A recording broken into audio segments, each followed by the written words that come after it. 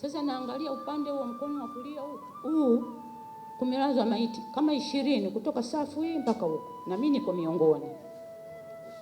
Basi ndio daktari akasema, jamani mshughulikieni huyu bibi, kumbe mzima. Ndio kaanza kunishughulikia vizuri, safisha vizuri. Kumbe risasi iko huku juu, wakati wananitafuta huku kwenye majeraha, risasi iko huku juu.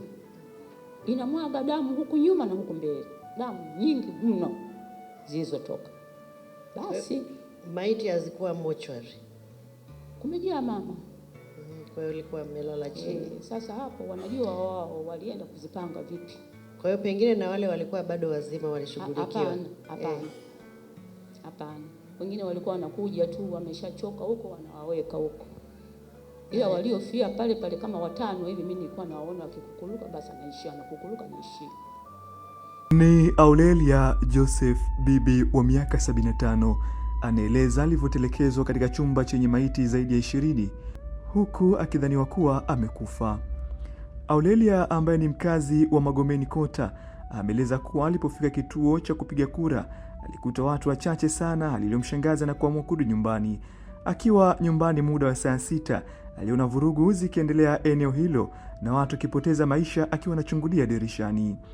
Anasema, niliona maiti 3 zikiwa chini, vurugu kubwa zikiendelea.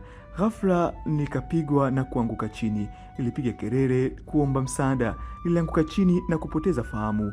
Nilipofumbua macho nikiwa Mwananyamala hospitali, huku majeruhi wakiwa wengi, huku wameniterekeza wakijua kuwa nimekufa.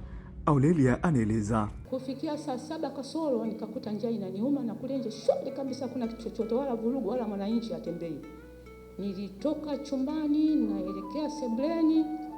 Kufika pale sebuleni kulikuwa na chai yangu nimebakiza asubuhi pale juu ya kabati, niichukue ninywe. Kabla sijakaribia kabati nikakuta napigwa. Dakika 0 nikadondoka chini kwa kishindo kabisa, nikaanguka hadi chini. Nikawa nashangaa, hiki nini? Nikainua kichwa changu juu nikakuta tangu nilivyofunga yani hamna dalili yoyote.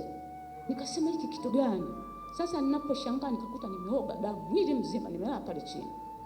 Sasa nikasema hiki kitu gani? Nilifanya hii ni risasi. Nashangaa mwenyewe, niko peke yangu. Basi nikamwambia Mungu, naomba niamshe hapa, niamke niweze kufungua mlango nitoke nje wenzangu wanione. Vinginevyo mimi nitakufa hapa, niko peke yangu. Kitu nilichoshangaa, mkono hauinuki huu. Umelala tu chini hapo. Na huu mguu pia hauinuki, vyote vimelala chini. Lakini huku mguu wa kulia huu na mkono wa kulia pia hivi vizima kabisa. Sasa nikasema hiki kitu gani? Basi Mungu akanisaidia, nikauokota huu mkono na mkono huu nikaja nikauficha kwa pani huko. Nikaanza kukukuluka, sasa nataka kujitahidi kuinuka. Sasa huu mguu kama dongo ulivyoganda na ganzi.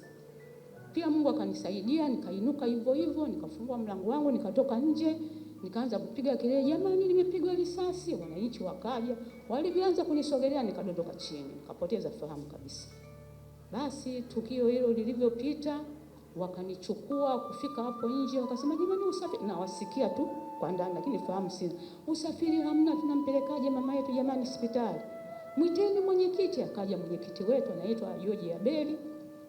Akafanya maarifa, akatafuta gari, wakanibeba, wakanipeleka Mwananyamala, kunifikisha Mwananyamala ilikuwa kama saa 8 kasoro.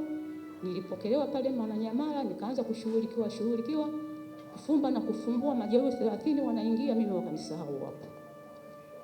Basi hapo kuanzia hiyo saa 8 hiyo nimelala pale chini, huo mlalo niliolala siwezi kufahamu nililalalaje hata sijui, mpaka kufikia saa 4 za usiku watu wameshanisahau, wakajua mimi nimefariki. Kumetulia vilio, yani mabunduki huko kote yamezunguka mabunduki. Mtu anayekuja kumweka mgonjwa wake hapa hamna, kukaa hapo ni kuondoka. Basi mimi baadaye, Mungu mwema, najua ni Mungu ndivyo alivyofanya, amehusika na tukio langu. Nikaanza kukohoa. Hiyo saa 4 hiyo sasa inakaribia saa 5. Naanza kukohoa.